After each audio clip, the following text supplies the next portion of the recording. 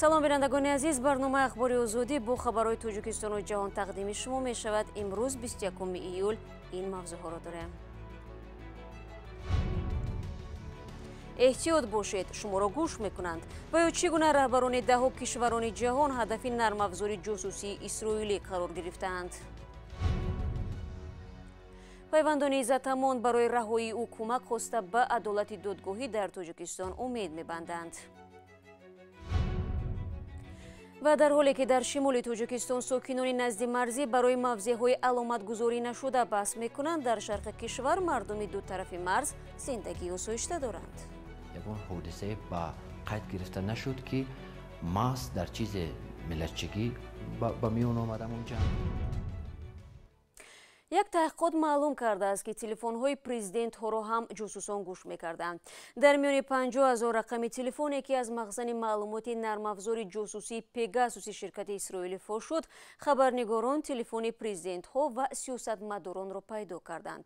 бовар меравад ки ин нармафзор телефонҳои ҳушмандро рахна карда аксу видео ва гуфтугӯҳоро ба ҷосусон медиҳад. ҷузъиёт дар гузориши Абдулло Ашуров. پس از آنکه معلوم شد ده‌ها سران کشورهای جهان و رئیس جمهوران سابق هدف نرم افزار جاسوسی اسرائیلی پگاسوس شدند، تأثیر تحقیقات ژورنالیستی بین‌المللی عمیق‌تر می شود. امانوئل ماکرون رئیس جمهوری فرانسه، قاسم جومرت توقیف پرزیدنت قزاقستان، عمران خان نخست وزیر پاکستان در شمار 14 نفر سران کنونی و سابق کشورهای جهان قرار دارند که احتمال هدف برنامه جاسوسی NSO گروپ اسرائیل قرار گرفته است. این نکته را تحقیقات مشترک امنست اینترنشنال و 17 رسانه جهانی آشکار ساختند. سیریل رامافوسا رئیس جمهوری آفریقای جنوبی، برهم صالح از عراق و شاهی مراکش محمدی 6 در فهرست شخصانی هدف جاسوسی قرار گرفتند. رقم تلفن‌های سران کشورهای جهان در میان 50,000 رقم‌های تلفنی پیدا شدند که باور می‌رود مشتریان شرکت NSO گروپ اسرائیل از سال 2016 این جانب به آنها توجه داشتند. مخزن معلومات عبارت از 50,000 رقم تلفن را شخصی نامعلوم به سازمان امنستی اینترنشنال و تشکیلات غیر تجارتی فوربیدن ستوریز فاش کرد. این سازمان ها در نوبت خود معلومات را بر رسانه های جهانی در میان گذاشتند که روز 18 ایول تحقیقات مشترک خود را نشر نمودند. طور از تحقیقات برمی آید نه تنها یک قطار رژیم های خودکامه، بلکه حکومت های دموکراتی نیز از نرم افزار جاسوسی پگاسوسی NSO گروپ استفاده برده تلفن های هوشمند روزنامه‌نگاران، منصبداران و فعالان حقوق بشر را در سراسر جهان رخنه کردند. رو می‌آوریم با موضوع دیگر. پیوندان ایزدامون حامی حقوق مهاجران بازداشت شده با نشر یک مراجعه ویدیویی در شبکه یوتیوب از مردم خواهش کردند که فریفته صورت حساب‌های دروغین با نام و نسب‌های غیر واقعی نشوند و مبلغ‌های خود را بیهوده صرف نکنند. محمد یوسف خولوف پسر ایزدامون روز 20 ایول با نشر نوار ویدیویی در یوتیوب از نام پدرش مراجعه نموده میگوید آنها بار نخست است که کمک خواهی دارند. همکار میرزا خالقزاد با نزدیکان ایزدامون صحبت کرد و این مسئله را در میان گذاشت. درود بر شما. و چرا نزدیکان ایزدامون مجبور شدند طریق شبکه‌های اجتماعی مراجعت کنند؟ بله، طور نزدیکان ایزدامون میگن کار به جایی کشیده شده است که مردم به این صورت حساب‌های نامعلوم و دروغین باور کرده مبلغ گذراندند و زیر نوار نوشتند که 20,000 روبل، 15,000، 10,000 روبل گذراندند. و میگوید پس از بازداشت پدرش، هنوز از زمان بازداشت پدرش و به دوشنبه انتقال داده شدنش، چون این نوارهای نسخه برداری شده و دروغین در شبکه‌های اجتماعی اینترنتی پیدا شده. وقتی همکارانش در مسکو برای پشتیبانی ایزدامون در کانال‌های خود حرف می‌زدند، پس از چند روز با نام همون کانال سوء استفاده شده با گذاشتن صورت حساب مبلغ طلب می‌کردند. محمد یوسف خولوف روزی چهارشنبه یک نوار به رادیوی آزادی فرستاد و سبب مراجعت کردن و پیشنهاد کردن صورت حساب را شرح داده است. ما هر کاری که از دستمان آمد، خوب بعضی برادرها کمی هم باشد کمک کردند. خوب حالا هم با ما کمک لازم است، ما لازم داریم کمک های شما ده. از شما میnnتداری بار دیگر میکنیم که با ما کمک کردید، ولی ما آن مبلغ نهایی را منتظر ماندیم که مبلغ نهایی معلوم شود و ما بعدا به شما مراجعت کنیم. دوستانی کل در نشست خبری اخیرش گفته بود که تا آخر همین ماه نهایت پرونده عزت امان به دادگاه فرستاده می شود. آیا واقعا چنین است؟ ببینید در حال حاضر پرونده از طرف مفتشان وزارت کار داخلی تحقیق می شود و مهلت بازداشت پیشکی او دوباره دراز کرده شده بود. روز 25 ایول یعنی بعد چند روز به پایان می رسد. محمد یوسف پسر عزت امان میگوید که ادوکات به او گفته است که تفتیشات پرونده به انجام رسیده است و عریضه دیگر هم از طرف ساکنان وارد نشده است، ولی هم مفتش پرونده و هم وکیل مدافع در صحبت‌های تلفنی با ما با شنیدن سوال درباره پرونده عزت امان خودداری میکنند. پسر عزت امان میگوید بعد انتقال پدرش به بازداشتگاه موقتی وزارت عدلیه تاجیکستان امکان روبرو صحبت کردن با او را نداشته است و تنها به طور خطی از وی پیام میگرفته است. دادستانی کل مبلغ قرض عزت امان را 630,000 روبل نشان داد، ولی نزدیکانش میگن بیش از 1 میلیون روبل است و آماده هستند پردازند. پیوندان عزت امان به طور دقیق از ارسال پرونده به دادگاه نمیدانند، ولی امیدوار هستند در آخر همین ماه این پرونده فرستاده شود. تشکر برای صحبت. من یادرس میشوم که عزت امان رهبر مرکزی توجیکون در مسکو و یکی از حامیان حقوق مهاجران روز 25 مارت در روسیه ناپدید شد و بعدا در تاجیکستان پیدا گردید.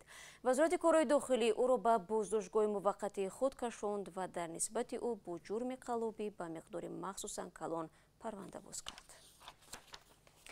رئیس کمیته اداره زمینی تاجیکستان میگوید تاجیکستان و قرغیزستان در رابطه با علامتگذاری مرز تبادل زمین انجام ندادند. عارف خوجازاده که عضو گروه علامتگذاری مرز با قرغیزستان میباشد روز 21 ایول در حضور خبرنگاران گفت عوض زمین نشده است.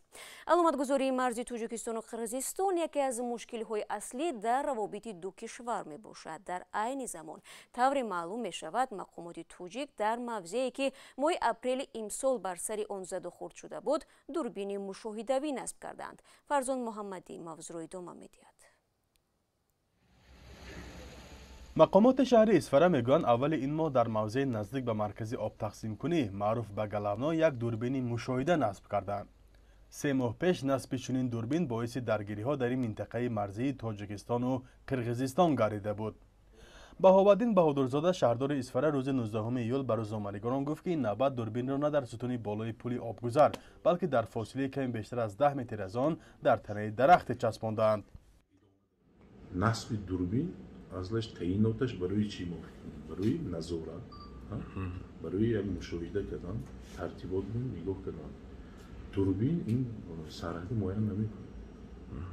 لکن اون مسئله گلوانایی بود حالی هم چخیلی که ما معین که دیگه بودیم موقع خودمون از روی همون سازشنامه چی میگیم شرطی و پورگی از دو طرف رعایت شده ایستاده. روز 19 ایول وقتی به این منطقه برای نوارگیری رفتیم نظامیان تاجیک با مسئله‌های امنیتی نگذاشتند جای نصب دوربین را به نوار بگیریم. ولی در عکس‌هایی که دسترس رادیو آزاده شد دیده می‌شود که کامera به یک درخت بید بسته شده است.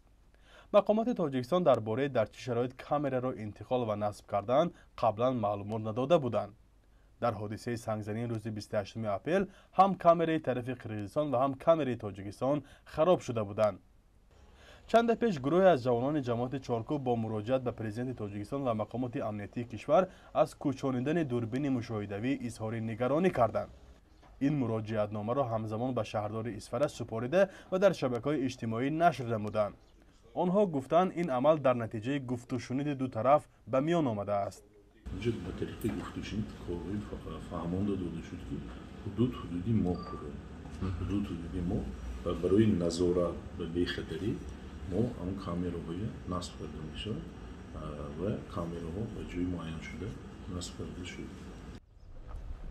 ولی مسئولان آب تقسیم کنی جانب تاجیکستان میگن حالا برای نظارت معیار بیمانع به جانب آب انبار میروند و طبق نشانداد آب جاری شده ایستاده است. سیم دکا داشتم حق قرغیز 22 از دسته پرسه همین از روی نشانداد تنگ ورخ موها همین 22 از دسته پرسه سکر داشت. مجا جغ میزنیم و نمایمچی جغ میزند موها دستمانک میکنیم نرمش میمونیم میریم. یک روز با 4 بار 5 بار میبینیم. دریایی که از آن آب به زمین‌های کشاورزی تقسیم می‌شود جانب تاجیکستان دریای اسفره نام می‌برد و جانب قرقیزستان آقسو می‌گویند. درازی آن 107 کیلومتر است. به قول مسئولان خواجگی آبیاری شهر اسفره موافق سند بین دولتی سالهای 1980 1982 که آن وقت دوره شوروی بود، طبق تقسیمات از دریای اسفره به جانب قرقیزستان برای 7900 گکتار زمین کشاورزی به جانب تاجیکستان 21300 گکتار معین کرده شده است. همزمان به ناحیه بشریق جمهوری ازبکستان نیز به مقدار معین تقسیم آب مقرر شده است. شغل اصلی ساکنان مرزی شهر اسفره کشاورزی است و آبیاری زمین‌های کشت مسئله حیاتاً مهم برای حاصل خوب به دست آوردن و زندگی کردن است. محدودیت به دسترسی آب زود باعث به تنش ساکنان دو جانب می شود که بعضاً با خونریزی و تلفات جانی می انجامد. تاجیکستان و قرقیزستان بیش از 976 کیلومتر مرز دارند، ولی حل نشده ماندن مقام 504 کیلومتر سرحد سالها باز به یکی از مشکل جدی میان دو همسایه تبدیل شده است. از جمله در مناقشه روزهای 28 و 29 اپریل امسال از دو جانب 10 نفر کشته و صدها کسی دیگر زخمی شدند. فرزان محمدی، رادیو آزادی، شهر اسفره. در حالی که در شمال تاجیکستان وضع پیچیده است و مقامات تاجیک و قرغیز تلاش دارند نافهمی‌ها را برطرف کنند، این بیگو-مگوها در شرق تاجیکستان که هم مرز با ولایت اوش قرغیزستان است به مناسبت ساکنان دو طرف تاثیر نرسانده است. فقط اینکه بسته شدن مرزها دیداربینی نزدیکان را مشکل کرده است. این زنی بازنشسته قرغیز برای نبیرش کار میکند. توفه بهتری رو جز این قالین دستباف در روز عروسی نمی‌بیند که باید به قرغیزستان برده شود. زندگی اولانچاچ کلیلووا در تاجیکستان ولی خاطرات جوانی و عزیزانش در قرغیزستان مانده است. برخی فرزندانم بیکارند. اکثرشان در قرغیزستان زندگی و کار میکنند. خودم از ناحیه چونالای قرغیزستان هستم. در تاجیکستان شوهر کردم. قراقل در بلندی بیش از 4600 متر از سطح بر در ناحیه مرغابی تاجیکستان است. اهالی 751 نفرش قرغیز است که همه آنها مثل اولانچاچ وابستگی زیادی از قرغیزستان دارند. این مرد قرغیز تبار در ناحیه مرغابی تاجیکستان به دنیا آمده است. برادرانش به قرغیزستان رفتند ولی او و خانواده‌اش اینجا مانده اند. با شنیدن بحث‌های مرزی میان تاجیکستان و قرغیزستان مردم را به زندگی آرام و آسایشته دعوت می‌کنند. همسایه نزدیک نباید به چشم بد نگرند، باید با خوبی ها نگاه کند. ما مردم مرغاب عصرها زندگی میکنیم ولی در ما عملی بد نبود. در گذشته خوب زندگی کردیم. خدا خواسته باشد آینده خوب و دوستانه زندگی میکنیم. مردم حتی افسانه های ما را میداند. خیلی خوش و دوستانه زندگی داریم. قرغیزها در ناحیه بلندکوهی چاروادار هستند. همیشه زندگی آسایشته داشته‌اند ولی بحث‌های مرزی و سرد شدن مناسبت دو کشور به زندگی ساکنانش تأثیر کرده است. ناحیه مرغاب حدود 1000 کیلومتر از دوشنبه مسافت دارد. مقامات این ناحیه میگوید که بحث‌های مرزی اگرچه ناراحت کننده است ولی به مناسبت تاجیکان قرغیزهای ناحیه تأثیر نکرده است. تو به حالت امروزه یگان حادثه با قید گرفته نشد که ماس در چیز ملتچگی با میون آمدم اون جنگ این خیلی نبود است. برعکس تاجیکو رفتستند از اویله قرغیزو مثل زن گرفتستند. خب قرغیزو رفتستند از اویله تاجیکو زن گرفتستند. خوبی و برعکس شوهر کردند. بینندگان عزیز این مطلب آخری برنامه امروز است. تشکر که ما رو تماشا کردید. خبر و گزارش‌های دیگر رو چون همیشه میتوانید در سامانه رادیو آزادی زیر نشانی www.azadi.org بخونید. گزارش‌های ویدیویی و نوارهای روز در صفحه آزادی ویدیو در یوتیوب گذاشته میشوند. یادتان نرود که فردا شما رو با خبرهای نو انتظار خواهیم بود. خود را احتیاط کنید و خدا نگهدار.